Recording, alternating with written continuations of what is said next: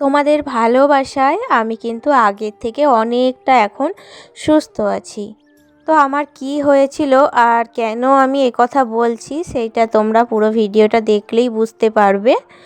তো আজকে দেখো আমি রান্না বান্না কমপ্লিট করে তারপর কিন্তু ক্যামেরার সামনে এসেছি। আসলে সকাল থেকে তোমরা তো জানোই আমার কয়েকদিন থেকে পায়ে প্রচণ্ড ব্যথা। তো দুটো পায়ের হাঁটুতে মানে হাঁটু থেকে শুরু করে একেবারে নিচে পায়ের পাতা অবধি এত পরিমাণে ব্যথা ছিল যে আমি হাঁটতে শুধু পারছিলাম না। তো এত অসুবিধা হচ্ছিল, আর হঠাৎ করে যে কেন এরকমটা হলো আমি নিজেও কিন্তু বুঝতে পারিনি। তো সেই কারণেই কিন্তু ডাক্তারও দেখিয়েছিলাম। তো ডাক্তারে ওষুধ দিয়েছিল, কয়েকটা টেস্ট দিয়েছিল তোমরা জানোই। তো সেই ওষুধগুলো খেয়ে কিন্তু আমি আগের থেকে অনেকটা ভালো আছি। তো আবার কিন্তু আমার একটু সর্দি লেগে গিয়েছে। তো যাই হোক, দুদিন বিয়ে বাড়ি, তারপরে এখানে ওখানে যাওয়া হচ্ছিল। আর এই শীতকালে আমার কিন্তু মানে সর্দি লাগার একটা ধাত আছে।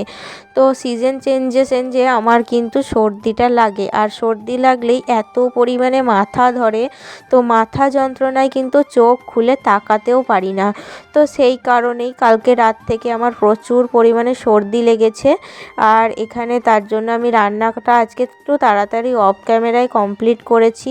প্রথমে ভাবছিলাম সকাল থেকে যে আজকে ব্লগটা দেবই না, কিন্তু তোমাদের মানে ভালোবাসা দিন দিন এত পরিমাণে বেড়ে যাচ্ছে আমার প্রতি, তোমরা আমাকে এতটা সাপোর্ট করছো।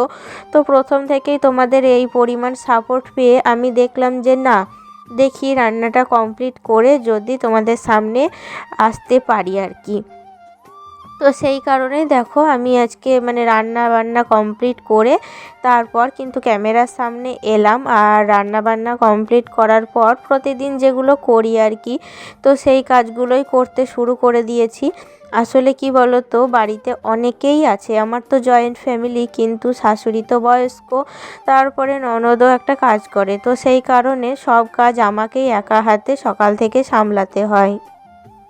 আর এই মানে এত পরিমাণে ঠান্ডা লেগেছে, তার মধ্যে দেখছিলাম যে আসলে সামনে ওই যে ধানের ধুলোতে না আমার মনে হয় ঠান্ডাটা আরও বেড়ে গেল।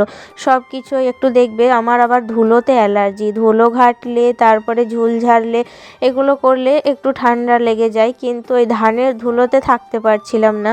তো ঘরে ধুলো প্রচুর পরিমাণে ঝুল করেছে, সেই কারণে একটু ঘরটা ঝেড়েই নিলাম, কারণ ওই ঘরের ধুলোর কারণেই কিন্তু আমার এই ঠান্ডাটা লেগেছে। আর এই রকম ধুলো থাকলে আবার সামনে বাবুর এক্সাম আছে, তো বাবুরও কিন্তু ঠান্ডা লেগে যেতে পারে। তো সেই কারণে আজকে আমি ঘরের ধুলোগুলো সব মুছে পরিষ্কার করে দিলাম। জানি একা হাতে কষ্ট হবে, কিন্তু ওই যে সংসারের জন্য সবটা আমাদেরকে ম্যানেজ করতে হয়। আর ওই যে বললাম বাড়িতে তো কাজ করার মতো তেমন খুব একটা লোক নেই, তো আমাকেই সবটা একা হাতে সব ম্যানেজ করে সামলাতে হয়। আর সর্দি মানে বলবো কি, সর্দি হলে এতটা অস্বস্তি লাগে আমার, মানে খুব কষ্ট হয় জানো তো, মানে মাথা কপাল এতটা ব্যথা করে, সাথে সাথে এই যে গালের চোয়ালগুলো সব কিছু কিন্তু প্রচুর পরিমাণে ব্যথা করে যেন। আর তার সাথে নিঃশ্বাস বন্ধ হয়ে যায়, সেটা যে কি কষ্টের, মানে না কাজ করে শান্তি পায় না ঘুমিয়ে শান্তি পায়, তো এইরকম একটা অবস্থা। তো যাই হোক, দেখো মানে তোমাদের সাথে কথা বলতে বলতে সব কিছুতে মানে ধুলো পড়ে যাচ্ছে, তাই অবস্থা হয়ে যাচ্ছে। প্রতিদিনই ক্লিন করছি, আবার প্রতিদিন ধুলো হয়ে যাচ্ছে। তো জানি না এই ধুলো কবে মিটবে, এত পরিমাণে ধুলোর মানে কি বলবো অসুবিধা হচ্ছে। তো সেই কারণে আরও সর্দিটা লেগে গিয়েছে। তো এদিকে দেখো আজকে টেবিল থেকে সব জিনিসপাতি সরিয়ে দেবো। টেবিলটায় এত পরিমাণে বাক্স প্যাটরা সব কিছু জমা হয়ে গিয়েছে যে টেবিলটা দেখতে বাজে লাগছে।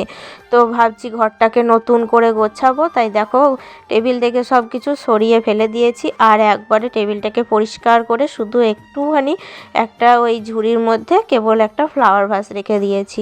তো হালকা করে সাজিয়ে রাখলে না দেখতে ভালো লাগে, আর একটু যদি এদিক ওদিক করা যায় তাহলে ঘরটা মাঝে মধ্যে একটু চেঞ্জ হয় আর কি।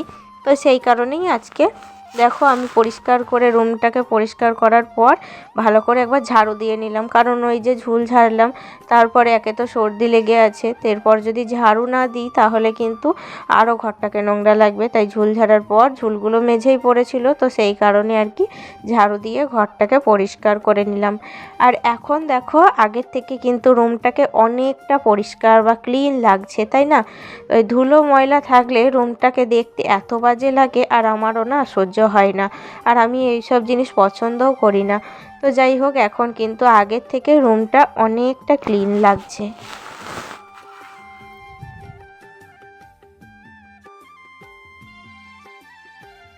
সব একদিকে আর শরীর একদিকে। নিজের শরীর যদি ভালো না থাকে আর মন যদি ভালো না থাকে, তো কোনো কাজই কিন্তু ভালোভাবে কমপ্লিট করা যায় না। তো সেই কারণেই আজকে একটু মানে দায়খালাসি মতো কাজটা করছি। তো জানি আমি আমার সংসারের কাজ পারফেক্টভাবে করার চেষ্টা করি, কিন্তু ওই যে বললাম শরীর ভালো নেই, আর এদিকে দুপুর গড়িয়ে কিন্তু অনেকটা বেলা চলে হয়ে গিয়েছে, তো সেই কারণে আরও তাড়াহুড়ো করছি। তো এখানে আলুগুলো মানে সবজি এনেছিল, তো আলু আর পেঁয়াজটা ওখানে ঝুড়ির মধ্যে ভালো করে সাজিয়ে রাখলাম, আর এদিকে যে সবজিগুলো নিয়ে এসছে না সেগুলো আমি ফ্রিজের মধ্যে ভরে রাখলাম। আর তার মধ্যে বাবার গাছের ওই যে বড় বড় কয়েকটা পেঁপে নিয়ে এসেছিলাম। পেঁপে তো আমাদের স্বাস্থ্যের জন্য কতটা উপকারী তো আমরা সবাই জানি। তো পেঁপেগুলো ফ্রিজে রেখে দিলে একটু রং ধরে গিয়েছে, তো যাই হোক এখানে যদি পেকে যায় তো খাওয়া হবে, তাছাড়া রং ধরেছে তো ভাজাভুজি করা হবে। আর আমার ছেলে আবার পেঁপে ভাজা খেতে বেশ ভালোবাসে, তো ওর জন্য আসলে আর তো বেগুনগুলো নিয়ে এসেছিলাম। তো আজকে ওই বার পড়েনি, তাছাড়া বেগুনটা পোড়ানো যেত। শীতকালে কিন্তু বেগুন পোড়া খেতে কার ভালো লাগে তোমরা কমেন্ট করে জানিও। আমার কিন্তু বেশ ভালো লাগে বেগুন পোড়া, কিন্তু মানে শীতকালে মাস্ট চাইই চাই। আর এদিকে দেখো ফ্রিজের ওপরটাও কিন্তু বেশ নোংরা হয়ে গিয়েছিল, আর কবে থেকেই ভাবছি যে কাপড় জামাগুলো আয়রন করব, তো ইস্ত্রিটা বের করে রেখেছিলাম, তো সেই কারণে আয়রন আর করাও হচ্ছে না, অথচ আয়রনটা বাইরেই পড়ে রয়ে গেছে। তো একটু ধুলো পড়েছিল তাই একটু মুছে নিলাম, যদি আয়রন না করতে পারি আয়রনটাকে ভরেই দেবো ভাবছি, কারণ এত ইঁদুরের অত্যাচার কখন যে কেটে দেয় তার কোনো ঠিক নেই। তো ওদিকে আবার ছাদে জামা কাপড়গুলো মাঝখানে তুলে নিয়ে এসেছিলাম, তো সেগুলো এখন এখানে ভাঁজ করে নিচ্ছি, তারপরে আলনাতে সেটাকে গুছিয়ে রাখবো।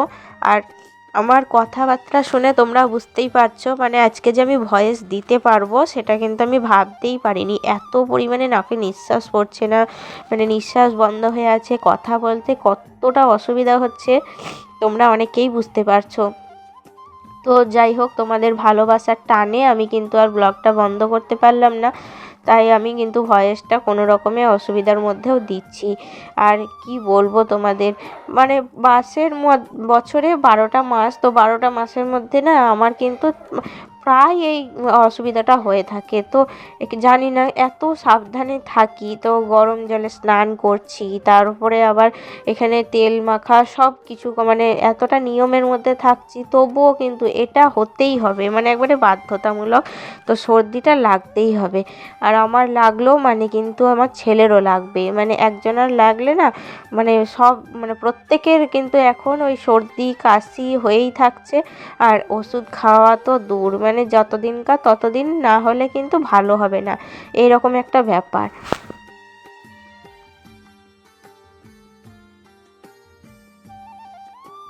আর ওখানে বাবুর বেশ কয়েকটা ছোট ছোট জামা কাপড় ছিল, তো কালকে কেচে দিয়েছিলাম, রোদে দিয়েছিলাম, তো সেগুলো আর আলনার মধ্যে রাখি না, ছোট ছোট জামা কাপড় তোমরা তো জানোই। তো সেগুলো এখানে টেবিলের মধ্যে দেখো ভাঁজ করে নিচ্ছি, আর এগুলোকে আমি নিয়ে গিয়ে নিচে রাখবো। আর বাবু কিন্তু আমার পাশেই আছে, ওর হাত তোমরা দেখতে পাচ্ছ, তো সাইডে আছে, ও নিচে যাবে, অপেক্ষা করছে আমার জন্য, কারণ রান্না হয়ে গিয়েছে, তো ওর খিদে লেগেছে, তো ও খাওয়ার জন্য আমাকে ডাকতে এসেছিলো আর কি।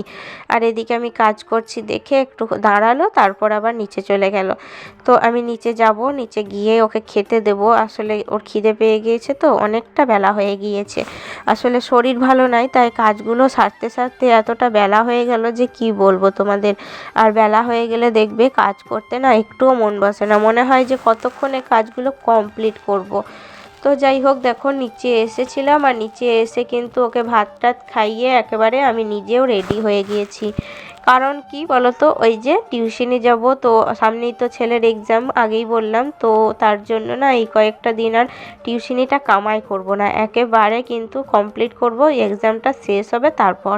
তো যাই হোক, এদিকে জামা কাপড়গুলো ঝুড়িতে ভরে দিয়েছি, আর তারপরে একটু চুলটা ভালো করে আঁচড়ে নেব।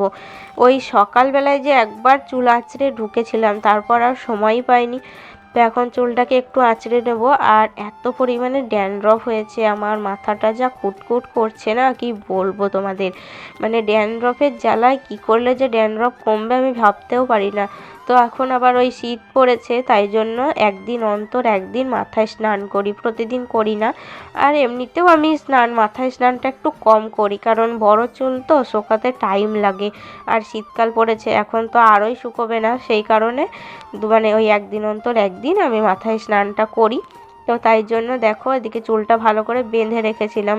আর গত দুদিন থেকে না চুলে দেখছি বেশ খানিকটা ডগা ফেটে ফেটে যাচ্ছে, একটু ডগাটা ছেঁটে দেব দেখি। তার উপরে আবার মানে অনেক দিন ছাটা হয়নি, তো সেই কারণে চুলটা হয়তো অতটাও কিন্তু মানে পাতলা হয়ে যাচ্ছে। তো যাই হোক, এদিকে দেখো বাবুর কিন্তু মানে রেডি হয়ে গিয়েছে, তো আমিও এখন বেরোবো, এখন ওই 3:15 নাগাদ বাসছে। তো চলো বন্ধুরা, আজকের মতো তাহলে ভিডিওটা এখানেই শেষ করছি। ভিডিওটি ভালো লাগলে লাইক, কমেন্ট, শেয়ার করে দিও। দেখা হচ্ছে নেক্সট ভিডিওতে। টাটা।